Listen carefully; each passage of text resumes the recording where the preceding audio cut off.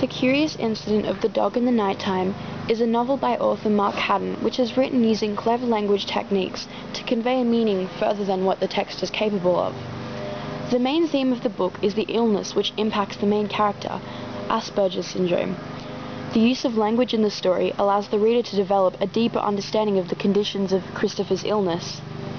One theme in the text is the one which has already been mentioned above, Asperger's syndrome.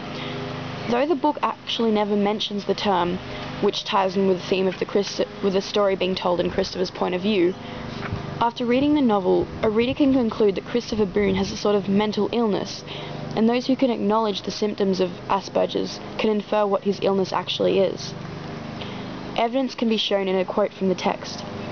"And I put my hands in my pockets, and Toby climbed into my hands, and I gave him 2 pallets of rat food from my bag, and I gripped my Swiss Army knife in the other hand, and I groaned to cover up the noise because I had taken my hands off my ears, but not so loud that other people would hear me groaning and come and talk to me."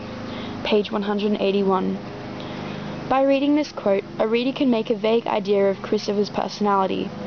The technique shows how Christopher treats pets, how he reacts to confusion, and how he acknowledges other people in such a situation. Another theme included in the text of this book is how Christopher writes a sort of diary, each diary entry making up a different chapter. This is a murder mystery novel. Siobhan said that I should write something I would want to read myself, but I do like murder mystery novels, so I am writing a murder mystery novel, quote unquote. This quote demonstrates how precise Christopher is with his language, and the technique shows that he is writing this diary as a murder mystery novel because that is what he likes, and is probably the only reason he is writing it, or perhaps one of the only reasons.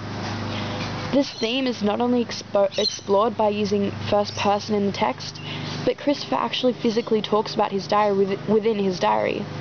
He also talks about writing and about how his father takes his book away and how he tries to find it.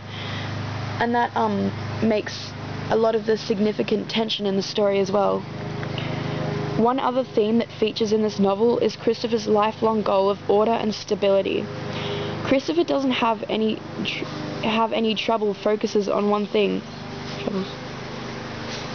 Christopher doesn't have any troubles focusing on one thing, but a situation can easily become confusing for him if there is too much going on at one time. A great example of this is when Christopher goes to London and is forced to travel on the train. He comes across many signs along his way, and on page 209 there is a picture illustrating what so much confusing can do to him.